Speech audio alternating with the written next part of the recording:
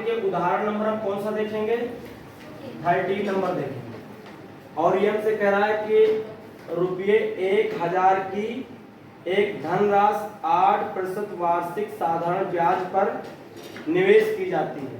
प्रत्येक वर्ष के अंत में ब्याज प्रकलित किया जाता है। हर साल क्या कर दिया जाता है, ब्याज निकाला जाता है। क्या ये ब्याज एक समांतर श्रेणी बनाते हैं? यदि ऐसा है तो इस तथ्य का प्रयोग करते हुए 30 वर्षों के अंत में ब्याज प्रकलित कीजिए। तो देखिए हम क्या करेंगे, हम इस पर एक साल का निकालेंगे, दूसरे साल का निकालेंगे, तीसरे साल का निकालेंगे, चौथे साल का निकालेंगे, ऐसे 2-4 ब्याज हम क्या करेंगे, निकालेंगे। फिर जो उनके पद आएंगे तो हम जरा देखते हैं कि उनके जो पद होते हैं, यानी हम 1 साल का निकालेंगे, 2 साल का निकालेंगे, 3 साल का निकालेंगे। अगर देखते हैं कि जो बन रहे हैं पद क्या वो एपी में आ रहे हैं, समांतर श्रेणी में आ रहे हैं। अगर वो समांतर श्रेणी में आ रहे हैं तो हम 30 साल के, हम 50 साल का भी निकाल सकते हैं, क्योंकि 50वां पद निकाल लेंगे तो वही आ जाएगा। समझ रहे? देखिए ध्यान से। तो देखिए यहाँ जो हमको दिया, क्या दिया है, ₹1000, यानी मूलधन आपको दिया। क्या दिया आपको? ₹1000 लगाए जा रहे हैं। कह रहा है 1000 की एक धनराशि, तो जो दिया होता है क्या होता है, मूल धन होता है। इसको हम P से डिनोट करते हैं। तो कितना दिया हमको, ये 1000 रुपए दिया हुआ। और दर कितनी दी हमको, 8, वो हमको दिए कितनी, 8%। ठीक है, तो 1 साल के निकाले, 1 वर्ष का ब्याज। तो 1 वर्ष का ब्याज निकालोगे तो क्या हो जाता है, फार्मूला होता है मूलधन गुणे समय गुणे दर बटे कितना होता है, 100। ये फार्मूला होता है। यहाँ मूलधन कितना दिया हमको, 1000 दिया, गुणे समय कितना दिया, 1 वर्ष हमने लिया, 1 वर्ष का, और दर कितनी दी, 8, और बटे कितना, 100। 2 जीरो से 2 जीरो कट जाएंगे, 8 × 8 और 80 हो जाएगा इसका। ठीक है, दूसरे वर्ष के लिए लिखिए, दूसरे वर्ष का ब्याज निकाल ले तो क्या हो जाएगा, 1000 गुणे 2 दर 8 बटे कितना, तो 1000 यहाँ है, 2 जीरो से 2 जीरो कट जाएंगे, 8 × 16, 16 × 16, 160 आ जाएगा। अगर 3 वर्ष का निकालते हैं, 3 वर्ष का, तो 1000 गुणे कितना, 3 गुणे कितना, 8 बटे कितना, 100। तो 2 जीरो से 2 जीरो कट जाएंगे, 8 तो 24, 24 एकन 24, यानी 200 कितना आ जाएगा, 40 आ जाएगा। इसी तरीके से हम और भी क्या कर सकते हैं, निकाल सकते हैं। देखिए अगर 160 से 80 घटाएं तो कितना आएगा, 160 से 80 घटा दे कितना बचेगा, 80। क्या 240 से 160 घटा दे कितना बचेगा, हाँ कितना बचेगा, 240 से 160 घटाओ, देखो जीरो, यहाँ है 14, 14 में से 6 जाएंगे तो आधी तो बचेंगे, फिर 80 आएगा। इसका मतलब है कि एपी बनेगी। क्या बनेगी, ये एपी बनेगी। क्या बनेगी, ये एपी बनेगी। यहाँ समांतर श्रेणी, यहाँ समांतर श्रेणी 80, 160, 240 डैश डैश होगी। ये क्या है, जो ब्याज से हम बनाएंगे वो क्या बन जाएगी, हमारी एपी बन जाएगी। अब ये हमसे पूछ रहा है कौन सा निकालिए, 30 साल के बाद निकालिए कितना ब्याज बनेगा। तो 30वां पद निकाल लेंगे। क्या निकाल लेंगे हम, 30वां पद निकाल लेंगे, आ जाएगा। देखिए 30वां पद निकालेंगे, आंसर आ जाएगा।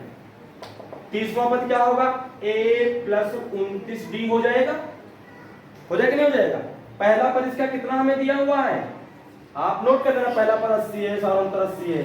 पहला पद कितना दिया हमको, 80, 29 गुणे कितना हो जाएगा, 80, सारांतर भी इसका 80 बना था। गुणा करते हुए देखिए तो 80 प्लस 0, 8 में कितना हो जाएगा, 72, 8 दूनी 16, 16 और 7 कितना हो जाएगा, 16 और 7 कितना हो जाएगा, 16 और 7 हो जाएगा कितना, 23 हो जाएगा। ग्राइंड को ऐड कर दीजिए, 0 0 0 रहेगा, 2 8 10 हो जाएंगे, 3 है कितना, 4 और 2, इतने रुपये बनेंगे 30 साल के बाद।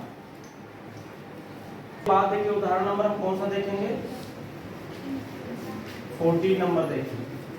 और देखिए ये हमसे कह रहा है फूलों की एक क्यारी की पहली पंक्ति में 23 गुलाब के पौधे हैं, कमा दूसरी पंक्ति में 21 गुलाब के पौधे हैं, कमा तीसरी पंक्ति में 19 गुलाब के पौधे हैं, इत्यादि। उसकी अंतिम पंक्ति में 5 गुलाब के पौधे हैं। इस क्यारी में कुल कितनी पंक्तियां हैं? तो हमसे क्या पूछ रहा है? पंक्तियों की संख्या पूछ रहा है।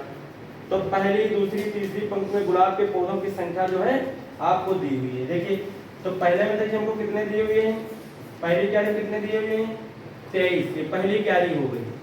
दूसरी क्यारी में कितने दिए हैं 21, और तीसरी में कितने दिए हुए हैं 19, और लास्ट में कितने दिए हुए हैं 5। पहली क्यारी में कितने लगे हुए हैं 23, दूसरी में 21, तीसरे में 19 और लास्ट में कितना 5।